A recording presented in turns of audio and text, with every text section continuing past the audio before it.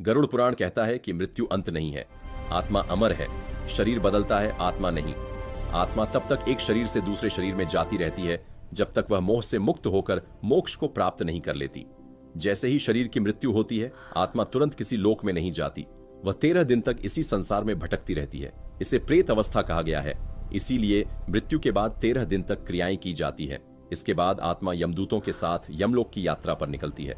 यह यात्रा मानव समय के अनुसार 17 दिन की होती है और यह यात्रा हमारे कर्मों पर निर्भर करती है। अच्छे कर्म करने वालों के लिए यह यात्रा सहज होती है, बुरे कर्म करने वालों के लिए यह यात्रा कष्टदायक होती है। यमलोक में हर कर्म का लेखा जोखा होता है। कोई कर्म छोटा नहीं होता, कोई कर्म भुलाया नहीं जाता।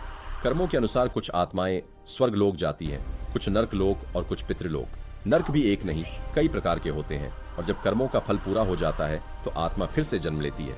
84 लाख योनियों में भटकने के बाद मानव जीवन मिलता है।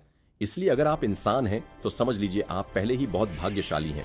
अब प्रश्न केवल एक है, क्या आप इस जीवन में मोक्ष की ओर बढ़ रहे हैं या फिर उसी जन्म मृत्यु के चक्र में फिर से लौटेंगे? गरुड़ पुराण डराने का ग्रंथ नहीं है, यह हमें जगाने का ग्रंथ है, क्योंकि मृत्यु तय है, लेकिन मृत्यु के बाद की दिशा हम आज तय करते हैं। धन्यवाद।